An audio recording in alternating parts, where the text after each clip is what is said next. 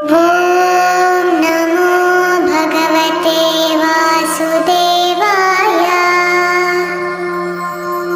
तो आइए रिस्पॉन्ड करते हैं आज के अध्याय का।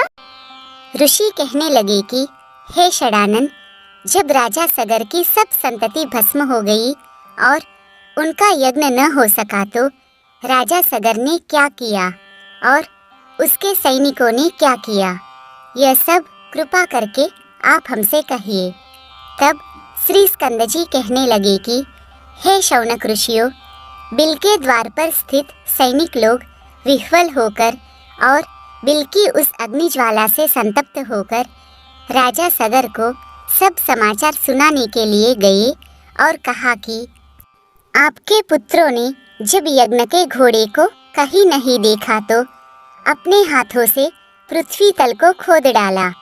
उसके अंदर उस बिल से मिला हुआ 100 योजन के विस्तार में एक गुफा मिली।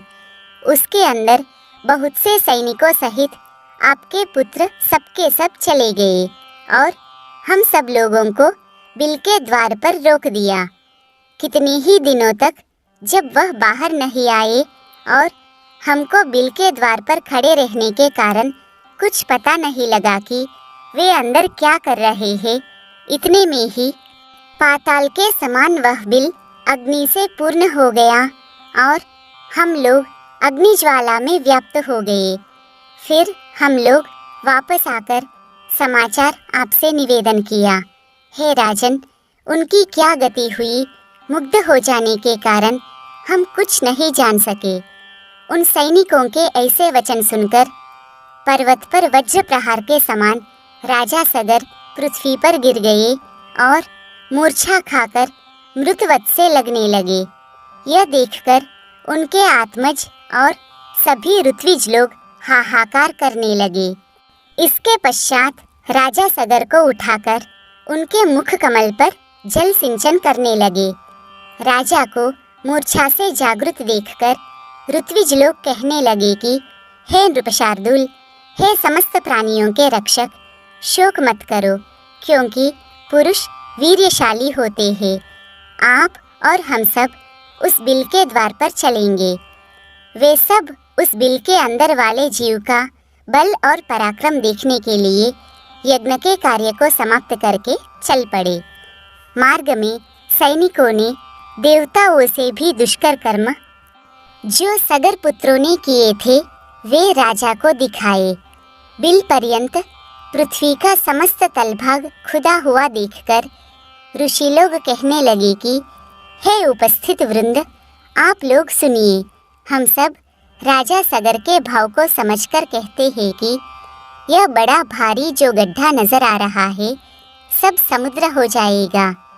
इस प्रकार विवाद करते हुए वह सब विवर के समीप चले गए और उसके समीप सब सेना को खड़ी करके धर्मात्मा राजा सगर ऋषियों के साथ सम्मिलित होकर परम अद्भुत भूगृह के अंदर गए। वह भूगृह इंद्रलोक के समान रत्नों से प्रदीप्त, प्राणियों के संचार से रहित और सुंदर था, परंतु भस्म से पूर्ण था। राजा और ऋषि लोग वह देखकर क्रम से उस तेज पुंज के पास गए। जलती हुई अग्नि के समान तेज से व्याप्त उनको देखकर, जो कि प्रज्वलमान परमात्मा ध्यानमग्न और योगगम्य है, सब ऋषि आदियों ने कुछ देर बाद उनको कपिल मुनि जानकर नमस्कार किया, उनकी स्तुति करने लगे। वे कहने लगे कि हे देव, आप नित्य है, हे परमानंद, आपकी जय हो। जगत के कारण रूप तथा मन से सृष्टि को संहार करने वाले आपको नमस्कार है। हे सत्ययुग को धारण करने वाले हरि स्वरूप, आपको नमस्कार है, तथा तम रूप में स्थित रुद्र स्वरूप, आपको नमस्कार है। हे अखिल लोक वंदना के योग्य, हे सुरासुर से पूजित चरण कमलों वाले, आपको नमस्कार है। हे दया के सागर, संसार रूपी संसार में फंसे हुए हम लोगों की आप रक्षा करें। हे ब्राह्मणों के स्वामी, शीघ्र ही हम लोगों का उद्धार करें। शोक रूपी विशाल किनारों से रहित जल राशि में पतित इस पृथ्वी का उद्धार करे, क्योंकि हे दीनबंधु, आप ही आदि स्वरूप 12 रूपधारी है। इस तरह स्तुति करके राजा सगर पुनः शोकमग्न होकर और वर्षा काल में जैसे महान पाषाण गिरते हैं पृथ्वी पर गिर गए। नेत्र खोलकर अपने सामने निश्चित रूप से पतित राजा सगर तथा उन ऋषियों को देखकर कपिल मुनि यह वचन बोले।